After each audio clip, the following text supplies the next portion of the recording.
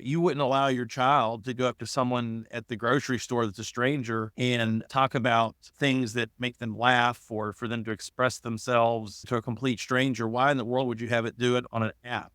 And so thinking about speaking with your child candidly about the dangers of utilizing these types of tools is something that we really need to make sure that our children are, to be honest with you, they need to be scared of it because it's dangerous. It's very dangerous. Hello, everyone, and welcome to AI for Student Success. Parents, we're going to teach you how to be productive and how to learn future skills for your children. If you've ever wondered, how do I learn AI skills to enhance my students' love for learning, educational experience, and preparation for their bright future, you're in the right place.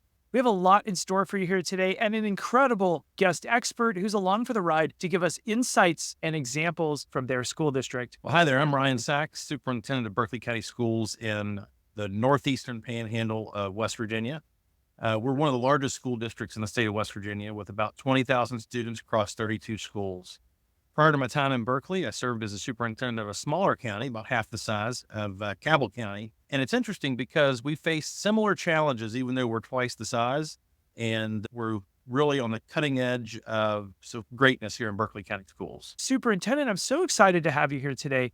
I want to walk you through the three major AI tools. You're familiar with all these, but also I want to see which ones you're using the most in the district. First, we've got ChatGPT on the far left. That's owned by OpenAI.com. It's the original AI tool that's been around for almost 2 years. It has full access to the web in most circumstances. It can create images. Parents, you've probably heard about ChatGPT, and this is the one that's like changing the world. But did you know that Google has its own perfect competitor just about? It's called Gemini. It used to be called Bard, but now it's Gemini.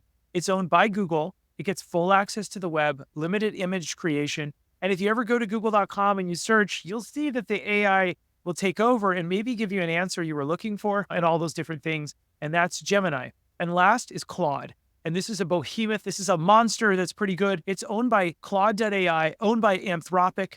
And it's perhaps the best at reasoning and it helps with programming, but it doesn't have any images as of the time of today. And there's no internet access as of today. Superintendent, I want to hear from you. Which ones of these have you used and is your school approaching the most?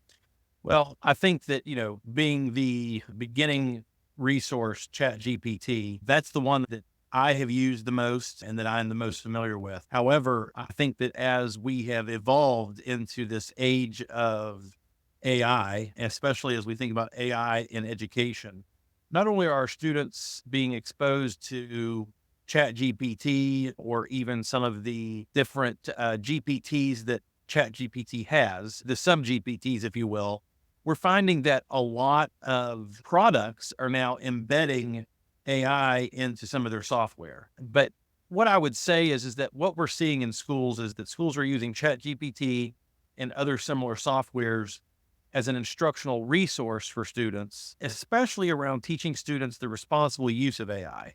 Well, that's great. And I would agree, ChatGPT is the most well-known. It's absolutely incredible, the world that we live in now. But I want to dive in as well for those parents that are visiting and watching right now. I want you to know one big key takeaway today is prompt engineering. Superintendent, we're going to watch just a couple minutes of what we're teaching parents about prompt engineering, the best way possible to be the best parent, the best tutor at home for their kids, and a few other things.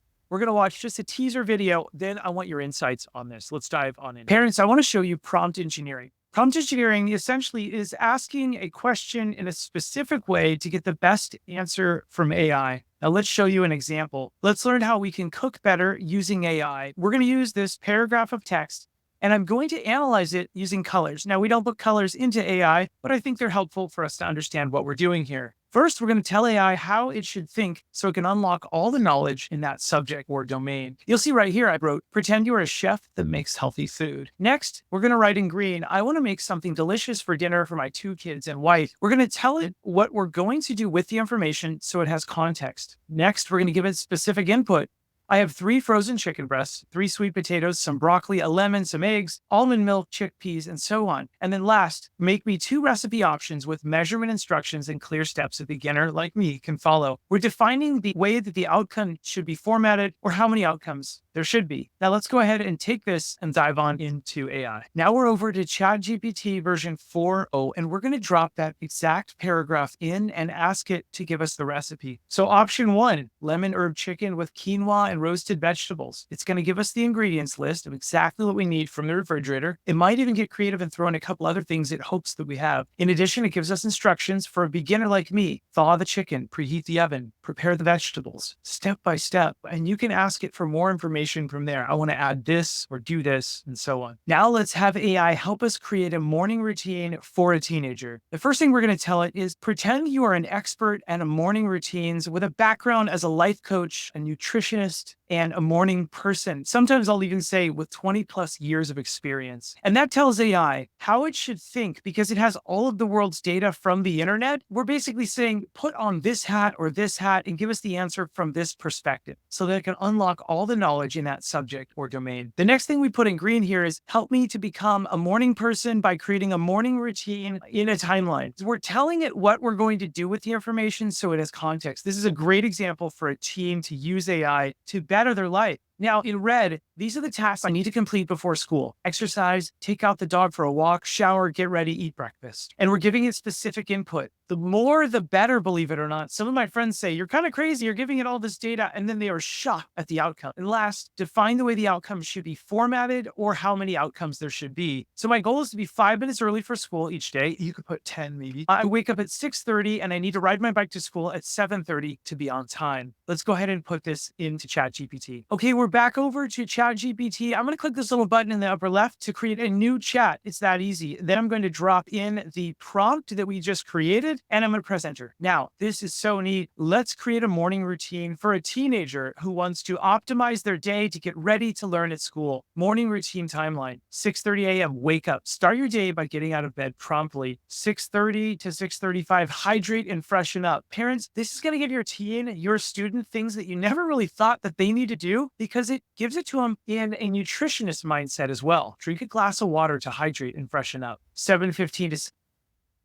All right, so for the parents watching, the rest of that video is available on SmartSocial.com. You can log in, check it out. Once again, I want you to think about prompt engineering is not scary. It's not a buzzword. It's just simply what do we put in to the software to get the best result? And you saw some really great results, right, Superintendent? What were your thoughts on those? I'd love your feedback. Yeah, first of all, yes, I thought it was excellent. And thinking about how you could leverage ChatGPT or AI in order to have an end result based upon the inputs that you provide is really good guidance for our students or for our families, because it's easy to say, hey, write me a speech, for example. But what we're trying to do is leverage AI to be a resource and a tool to be more productive and maybe even add some creativity. So thinking about here's the prompt, here's how I want it written, here are the inputs that I want to have considered, still takes a lot of thought and creativity, but it's now leveraging the tool to provide that output, whether it be 2 recipes or a schedule, thinking about how they're using that resource in order to get the information they need helps really make them into a well-rounded adult in the 21st century, if you ask me. Yeah, I couldn't agree more. Now, parents that are watching this right now, we're going to walk you through a few of these vertical videos that are also on our social media. We're really big in using AI, as you'll see at the end of this if we get to it. Colleges have the major that you want, but they're minoring in AI, meaning you can use these AI tools to get you where you need to go quicker, faster, and spend more face time with people, and AI does a little bit of the rest. So some of these you're going to see Google Gemini and ChatGPT and all these things, so stay tuned. Now, Superintendent, parents are asking us lots of questions. We're going to get through a few of these in this episode. AI sounds intimidating, Josh. What's a practical way I can use it inside of an app that I might already have? Well, let me show you how you can use it inside of the Google app for free. We're going to show you here real quick. Did you know you have a free AI tool in your back pocket? First, go to the App Store on your iPhone and search for the Google app. It looks like that. Now, download it and log in with your Gmail address. Now, look for the star icon at the top and tap on that. You can see it right up there. This opens and activates the Google Gemini AI feature inside of the app. Next, click on the voice icon down at the bottom and ask it a question with your own voice. It will not only provide an answer, but it'll also read it back to you. Let's try one. Has it ever snowed on the 4th of July in the USA? Where did it snow?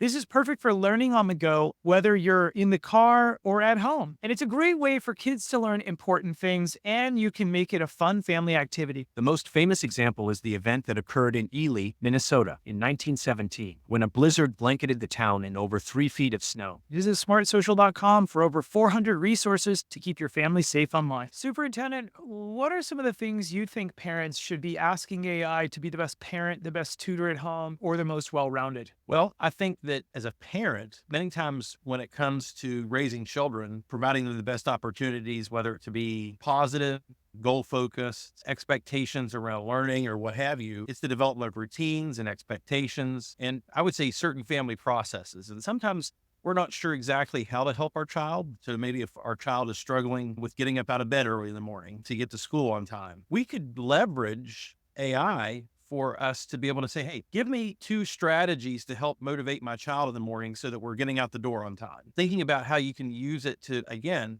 problem solve everyday situations or just parenting. And so I think that as another example, develop a schedule so that after school, when my child gets home, a schedule that incorporates both study time, but also relaxation and good family bonding time. What are some strategies or a schedule that can be established in order to accomplish that? And I think that AI is going to be able to take, again, all of the resources of the internet, of research that's out there to be able to give us some suggestions on things and strategies we can implement on our own. I love that. I mean, what you're basically saying without saying is, what are the best practices that I as a parent should think about? What are some other ways? I love that. And I just wrote that down. Give me 2 strategies to help my family or my kids get out of the door on time without struggles. I just love that. And it's probably going to come up with best practices from licensed therapists, psychologists, and so on. It's so nuts. Okay, great tips. Now, my next question that parents are approaching us, thousands of people. Thank you to the 2 million people that are visiting our website to learn about keeping kids safe on social media so they can shine online. Josh, how can I use AI to help my child with their homework when the teacher's not available? Such a big question and such a good question, parents. Well, let us share with you how your child can use ChatGPT with parent or trusted adult instruction. Here we go. Parents or teens, have you ever struggled to really fully understand a difficult topic? For teens, it might be physics. For parents, it might be something totally different. If you've ever struggled with something like that, you're going to want to watch this video. Now, imagine you're studying a difficult concept like physics, but the textbook's explanation is really dense. It's hard to digest. Happens to me all the time. Instead of skipping over that section or feeling overwhelmed, here's how you can use a tool like ChatGPT effectively. Now, first, you need to talk to your teachers or a trusted adult to make sure they're okay with this technique. Now, for example, maybe you're confused about how the Doppler effect works. Consider copying a specific section from your textbook that you might find confusing. You can then paste that text into ChatGPT or any other AI tool that maybe your school approves of and ask, AI, can you explain this in simpler terms? Now, make sure to specify any parts that are tricky to you or any specific questions you have. Sometimes I ask it, can you explain this topic in 5 to 10 bullets? Now, the AI tool will then respond with a simplified explanation. If there's still a part of it you don't understand, you can ask it to simplify the explanation more until you understand that part of it clearly. We call that refining the answer. Then you can use this explanation to revise your notes and better study. Now, don't just read the simplified version, try and engage with it. Compare it with your textbook to see how the concepts match up and where the gaps in your understanding are. The goal here is that you retain the information so you can do well on your own on a test, where you can explain it to your teacher in the future and really understand the concept. We're not asking it to do our work. We're asking it to deepen our understanding of complex material. Superintendent, I'd like to get your ideas. What would you suggest to parents to really utilize ChatGPT at home to help their kids retain knowledge, be prepared for their future, and really explore certain subjects? Well, I'm sitting here thinking, as I was watching that short video, my role as a parent, I think about my little boy who's in 1st grade, Paul, and he gets home, we work on homework together. And right now he's working on sentence structure and he's working on sounding out certain words that are more complex. And so I think about where have I struggled as a dad in helping him with his homework? And I think about, well, if I had thought about using AI to give me suggestions, because I may not be thinking about the best way to help support his learning at home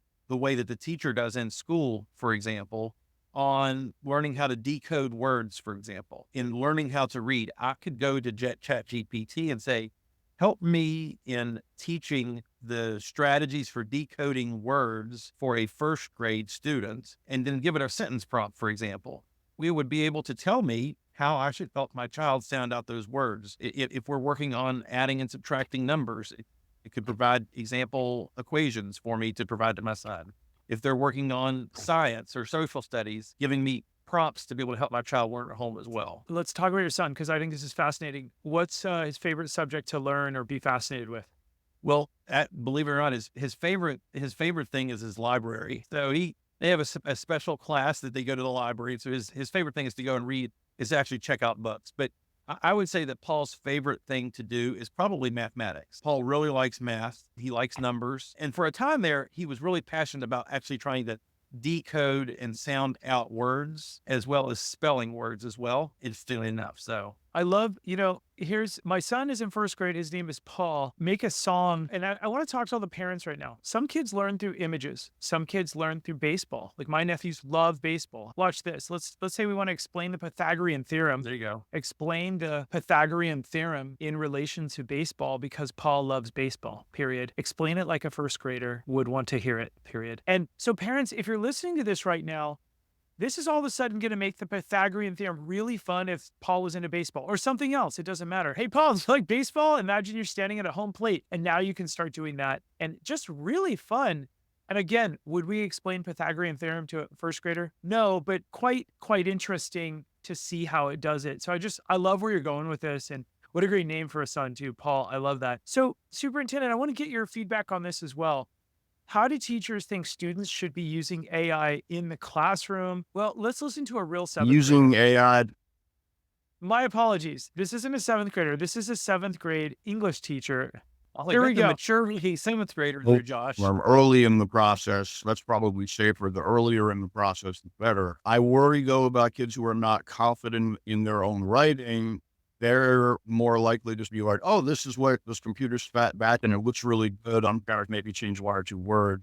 To me, that's not creative. If you're really struggling for ideas, if a teacher gives you a prompt on the motivation of a certain character in a book you have actually read, but you have no idea what the teacher's asking you, sure, I think it's okay to look at a computer-generated response to that. The only way to handle these admittedly very gray areas right now is constant communication. Hey, when is it okay in my writing process, in my researching process, when is it okay for me to use these tools? As long as that communication is clear, AI generated text can be useful in an early stage in all of these processes. One of the biggest questions I get, superintendents, is how do we talk about cheating and AI? I'd like you to give us a little insight. What are you talking about in your school district?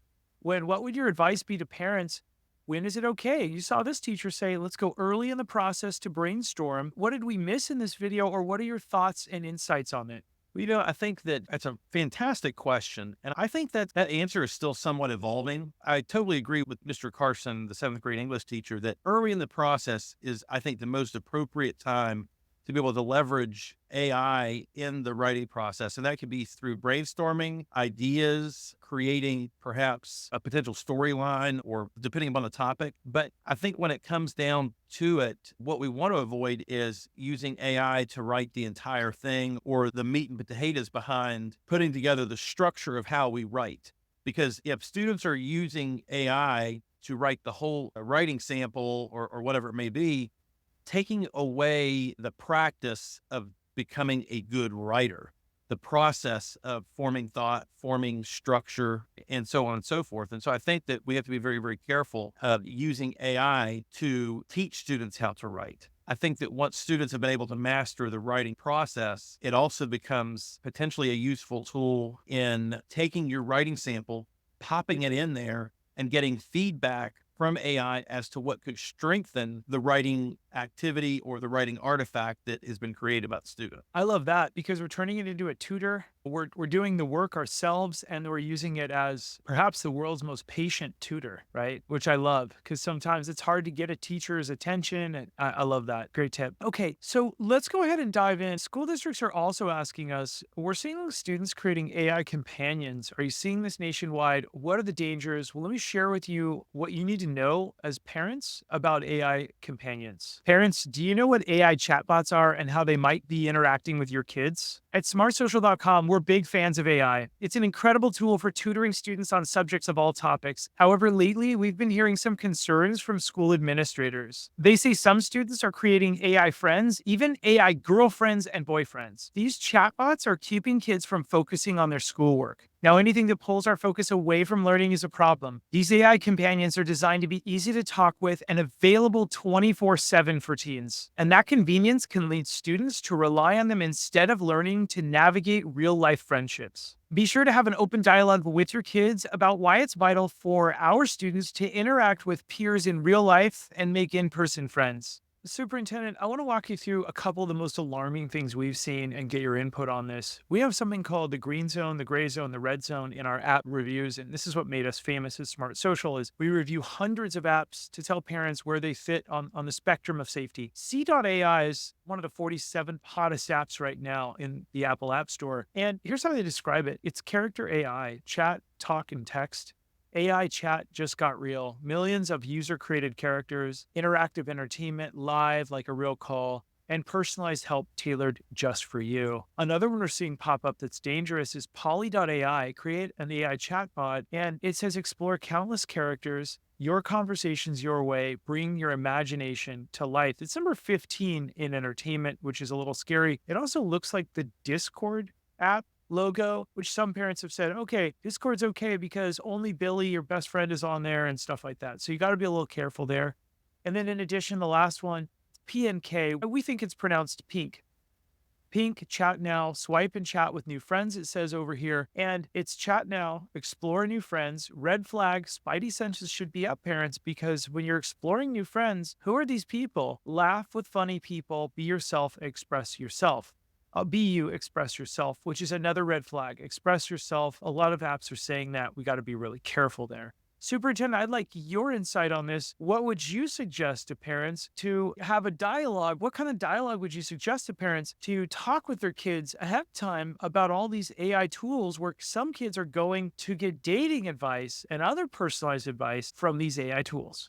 Be brutally honest. I think you have to have very open, honest conversations with your kids. I think it's very, very dangerous to our students' mental health and honestly, their mental well-being when they immerse themselves in what is really something that's not reality. When we think about an AI-generated chatbot, so to speak, that is making us feel a certain way, obviously we're going to be having these conversations with something that doesn't exist, but that is making us feel maybe good or different. And it really can sort of create this alternate reality for our children. We think about the effects of gaming on children's social and emotional health, taking it now a step further and having them have conversations and what would be perceived as relationships with something that is not real and that is based upon millions and billions of data and information that's out on the web without being appropriately vetted is really a very slippery slope. And then, of course, I think about the red zone apps. You wouldn't allow your child to go up to someone at the grocery store that's a stranger and talk about things that make them laugh or for them to express themselves to a complete stranger. Why in the world would you have it do it on an app? And so thinking about speaking with your child candidly about the dangers of utilizing these types of tools is something that we really need to make sure that our children are, to be honest with you, they need to be scared of it. Because it's dangerous. It's very dangerous. You really hit a good thing on the head right there. Is it starts early and often with a dialogue. And parents, if you're watching this, like what dialogues do I have? You're in the right place. We want to help you here. It really starts with looking at some of those dangers, not hiding yourself from what your kids are doing online. But also one of the best dialogue starters is, hey, knowing what's on your kid's phone and working with them on that and sharing some of that stuff with them. Okay, Superintendent, super successful. We're going to roll through a few benefits for success and then we're going to dive in. So thanks everyone for watching so far. First of all, one of the AI benefits for future success in kids is skill development that we're seeing, research and writing, personalized learning, career guidance, career readiness, and personal development. Superintendent, which one of these do you think is the biggest for your community? When I think of the public education system or schools in general, there's several that really, sort of pop out to me. I think that the personalized learning for students, how can you, for example, take a lesson and differentiate the learning skills for students based upon their ability level? Thinking about the zone of proximal learning, take what the student's ability level is with this reading prompt or this mathematics problem and just move it up to a little bit. So it's stretching their learning a little bit. I think personalized learning, thinking about personal development, thinking about how can they utilize AI to be able to help improve, whether it be study habits, how to, conflict resolution, how to address personal time management, those types of things. I think that those are probably two of the biggest ones that stick out to me. But all of these things, I think have a place in how they can be leveraged in a positive way for our students. Yeah, so well said. We're going to watch one more video before we wrap it up. Coming this fall, NKU will be the first university in Kentucky and the region to offer a minor in artificial intelligence. What we did most dramatically at NKU is to create a minor in artificial intelligence. So whatever you're majoring in, there will be a chance for you to go deep in AI to help you in school, to help your career. Kirby says his stance, along with the universities, is to embrace AI because it is the future and more than likely will be used in some form in every career field and even in industries that are currently trying to stop its use. All right, Superintendent, I want to thank you for coming here today. Parents who have joined us today, remember your school district has purchased for you 54 plus live parent events if they're a partner of ours, where we talk about all these topics and more. There's teen-led video lessons in there that you can show to your real teens, so it's less preachy and more interesting to them. And then there's a premium parent newsletter. The SmartSocial team works tirelessly to make sure we have the best resources. 450 resources in there, all searchable and in 12 different languages. So thanks to all of our partner school districts for using our resources and so on. Hey, Superintendent, thanks so much for joining us here today. Thank you so much for having me, Josh. Thanks for everyone watching, and we'll see you on the next episode in the next video. Have a great day, everyone. Take care.